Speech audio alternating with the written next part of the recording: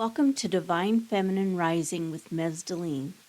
I'm Mez Delene, and my intention with this podcast is to entertain, educate, and illuminate as I share the power and magic of the Divine Feminine. Thank you so much for being here. I'm grateful for your time and attention. This episode is about empathy and sensitivity. I'm an empath and have always felt what others feel. And when I was younger, I was an emotional mess. I didn't know how to differentiate between my feelings and the feelings of others. In fact, I didn't know there was a difference because it was just what was normal to me. I can't tell you how many times I was told, "You're just too sensitive." And yes, I was sensitive, for sure, but there was more to it than that. Once I learned what empathy was and that I was an empath, life started to get a bit easier, and I wanted to share some of what I learned in this episode. I'm hoping that it helps you if you're an empath or helps you to better understand your empathic loved ones. As I share my own story, I want you to see that empathy starts out feeling like a curse, but it can end up being a superpower. More on that later.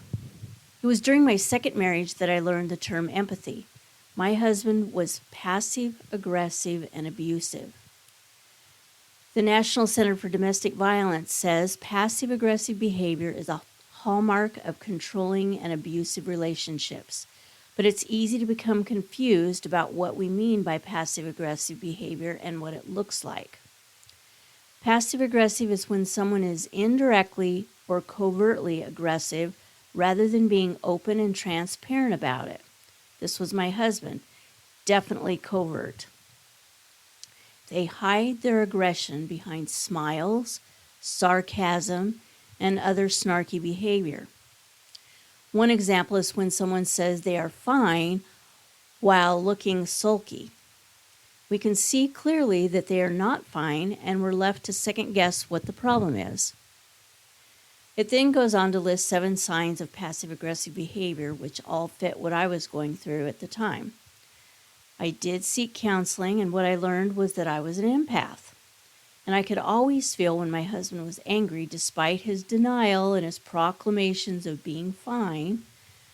Because his anger was indirect and covert, at the time, I never knew what he was angry about. His backhanded compliments and sarcasm, his silent treatment, and constant gaslighting all led me to believe that I was losing my mind. And so I sought counseling, which was great. My counselor helped me to understand what was going on, and that was the beginning of transforming my ability to feel into a superpower rather than a hindrance. If an empath can't tell the difference between where their emotional energy ends and where the other person's begins, they will quickly feel burned out in relationships, especially during trying times. So I learned during my research that there's actually 3 kinds of empaths. I always knew about the emotional empaths, and they are the best known type. They are the ones who feel all the feels. They feel what other people are feeling and have trouble differentiating between their feelings and other people's feelings, like I talked about. The superpower part of this is that you can't hide things from empaths. You can't lie to them because they feel your energy. They might not know what the truth is or what you're hiding, but they know you're not telling the truth. They know you're lying. So another type of empath is the physical empaths. They can feel the physical sensation of others in their own bodies. They actually experience the pain and discomfort and illness of others as if it's happening to themselves. Fortunately, I rarely experience this, and if I do, it's mild. But it seems that the superpower to this would be in a healing profession, especially with children and animals who might not be able to articulate their pain. An empath would know what was wrong, or at least the area that was involved, right? The third kind of empath are spiritual empaths, and I never thought of it this way before, But this type possesses a deep understanding of the spiritual and energetic aspects of life. They can sense the energy fields of people, places, and objects, and often pick up on spiritual messages and insights that others might miss. This is definitely a superpower, but it's harder to put into words for sure. So for me, I'm both an emotional and spiritual empath, and I've always felt deeply connected to people, animals, and even plants, especially trees, and also deeply connected to what I call spirituality or the divine. So while empaths are really sensitive, there's also a term called highly sensitive people or HSPs, and that's a bit different. Highly sensitive people can also be empaths, but the difference is that in addition to feeling all the feels, they can be highly sensitive to external stimulus such as environmental smells, noise, chaos, and etc. I see this in some young children who act out because they're overstimulated. And as a teacher, I saw some kids just start screaming when the external stimulus was too much, and others just quietly start crying and shut down. I saw other teachers struggling with these kids and administration struggling with these kids. But because I used to be one of them, I could easily identify what was going on. So instead of disciplining them, I talked to them. And we came to an agreement that when they started to feel stressed out, they could just go sit down and take a breather. I trusted them to know when they needed this, and it worked. In fact, it worked super well. Another consideration when it comes to sensitivity and empathy is the impact of trauma on a person's hypersensitivity to their surroundings and emotions. This is a big topic, this topic of empathy, sensitivity, and post-traumatic stress. We're often a combination of these things, and studies show that empaths and highly sensitive people feel the effects of trauma more deeply. So it's very important to ask for help if you need it after a traumatic event. When I went to counseling, my counselor asked me questions, and I told him about bad things that had happened to me as a child, but I said other people had it much worse. And he said that what happened wasn't the most important thing. It was how I felt about what happened and how it continued to impact me that was the most important thing. His example was that some women can endure rape and eventually go on to live happy lives, and others become shut-ins who are afraid to leave their own homes. So it's not the action, but the reaction that can be so diverse. This made sense to me. It's important to do self-care when you're an empath or a highly sensitive person. And so I have a list of things I wanted to talk about that can be helpful, things that really helped me. First and foremost, top of the list, is if you're suffering from anxiety, depression, or post-traumatic stress, please reach out for help. Therapists can be a godsend, and sometimes just sharing your story with a friend or loved one can lessen the pain and help you begin to heal. I think that as women, we often keep silent about things. We're either shut down by parents or significant others, or made to feel that what we have to say isn't important. And when we do that, which is so common to do, especially if we've been a victim of trauma, our wounds fester because they're stuck in the dark and they continue to cause pain. But when we talk about things, we bring our wounds into the light and they can begin to air out and heal. So sometimes just being able to talk about something can lessen that pain, and it can start lifting that pain off of us. This is really important, and that is setting boundaries. Remember, no is a complete sentence. All you have to do is say no. You don't have to explain. You don't owe anybody an explanation why you're saying no. You can give it if you feel like it, but no is a complete sentence. Empaths tend to be helpers, so it's hard to say no. I remember I was at a talk by Jerry Jampolsky, who wrote the book Love is Letting Go of Fear. And he said to live each day as if it were your last. Live each day with love. And I've always remembered that. And I've always tried to apply it in my life. And he said, if you knew that you were dying and somebody asked you to do something for them or to help them with something, would you do it? And I raised my hand, and he actually called on me, and I said, well, it depends on what it is. And he looked at me, I'll never forget this, and he said, let me be very clear here. If you had one day left on this earth, would you do something you didn't want to do for someone else? I got it, right? That was the start of me learning how to say no.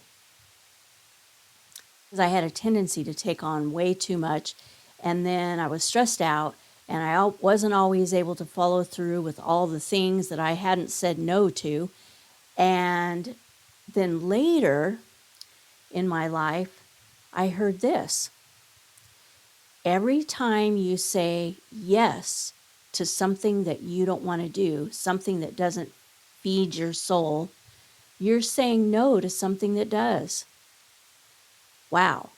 So remember that. Again, no is a complete sentence. Another way of setting boundaries for me is that I set periods of quiet time to give me time to process and recharge. I desperately need that. And so I have made that a boundary in my life.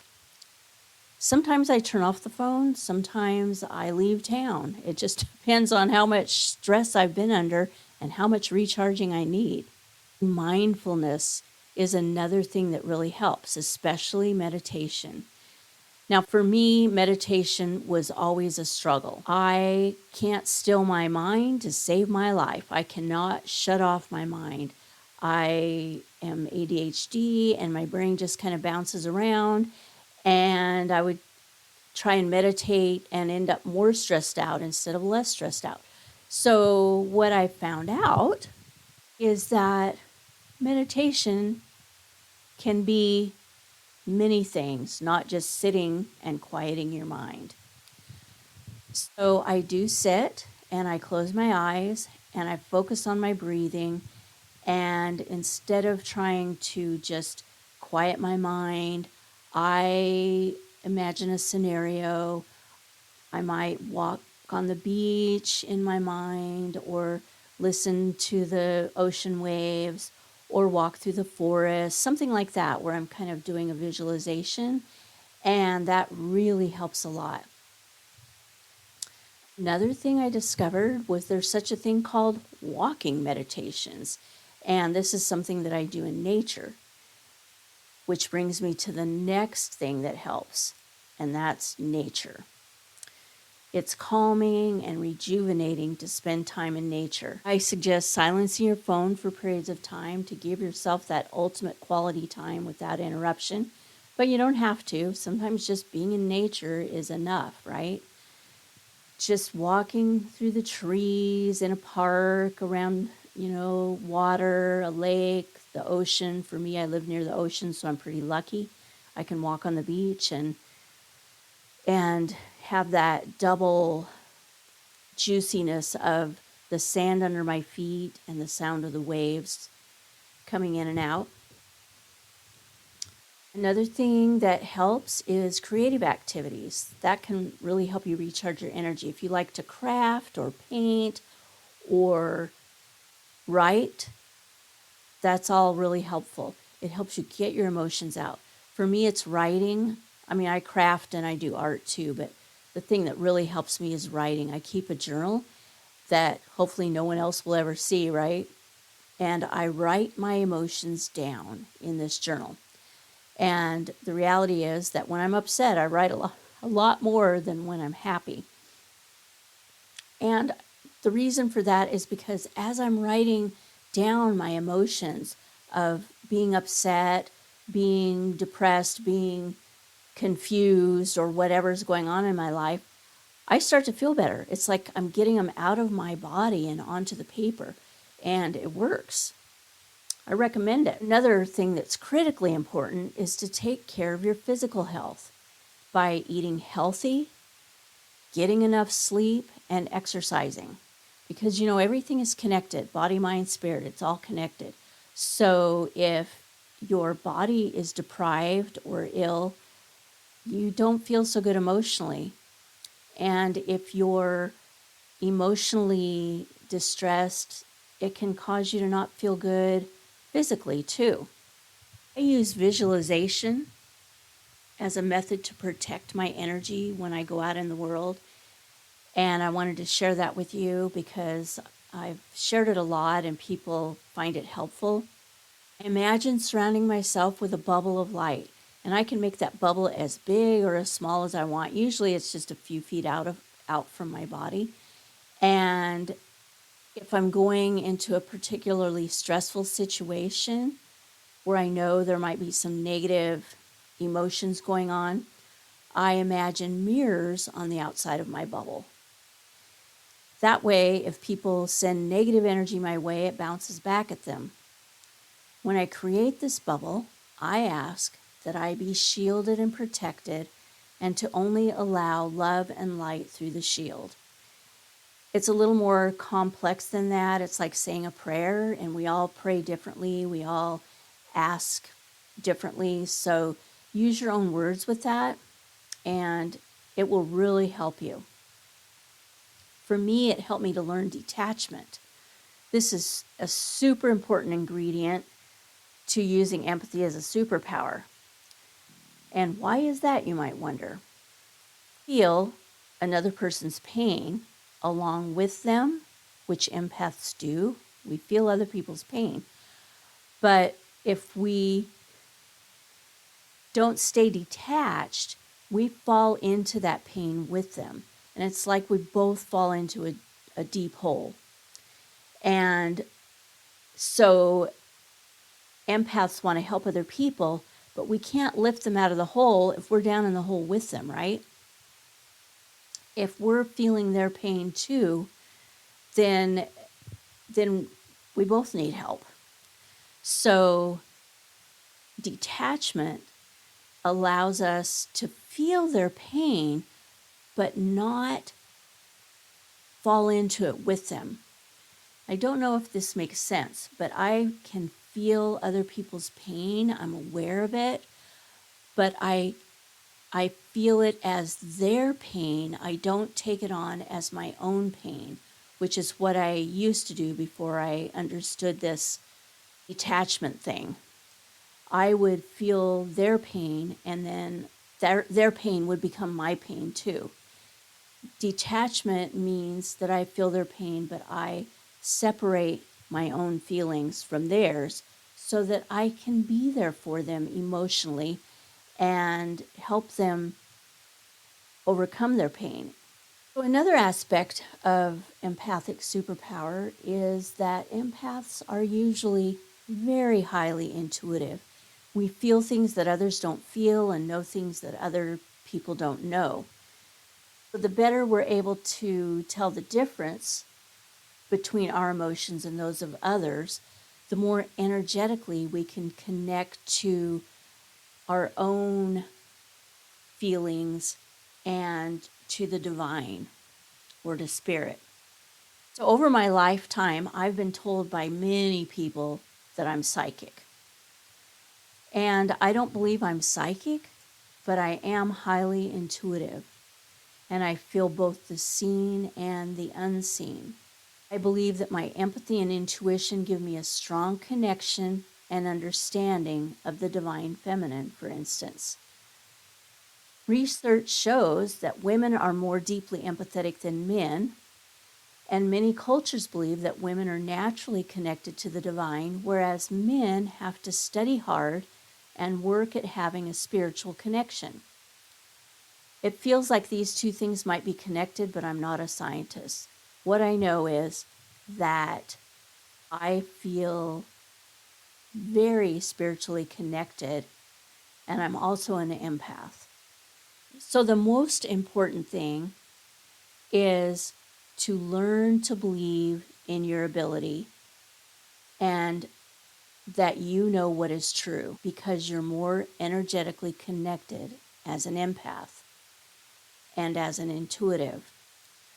Because you feel the truth, you can help people in ways that others might not be able to. An example of that in my experience was someone once told me they were fine, but they had a health issue and they acted like it was no big deal, right? I hugged this person and I felt that her health issue was extreme. And I asked her if her health issue was life-threatening. And she looked down and she kind of hemmed and hawed and said she didn't really want to talk to anybody about it because she didn't want anybody to know about it because she was afraid they would treat her differently.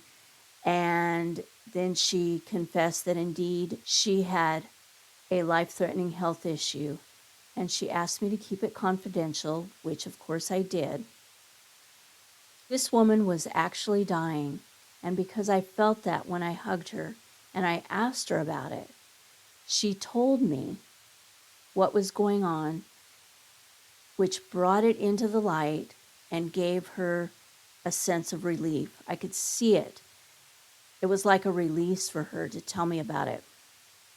And after that, she was able to tell her loved ones, which in the end actually resulted in a miracle. And that's a whole nother story.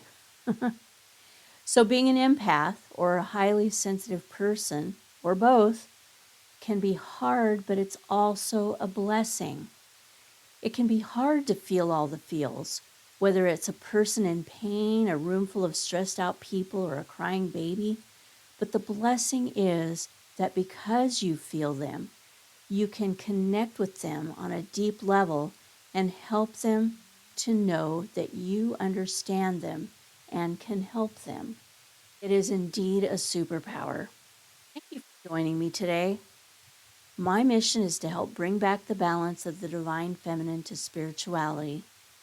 Please share my podcast with anyone who might be interested in the divine feminine and personal empowerment. And if you'd like to connect with me further, feel free to reach out. You can email me at mezdelene@mezdelene.com or find me online at mezdelene.com. Divine Feminine Rising with mezdelene.com, Mez Delene Bliss or Mez Delene on Facebook, TikTok, and Instagram. And also, please join my mailing list. And once I figure out my new email program, I'll actually start sending out newsletters. Allow the light of your love to shine. Be the change. Lead the way. And always remember your light of love is a needed gift to the world that only you can give.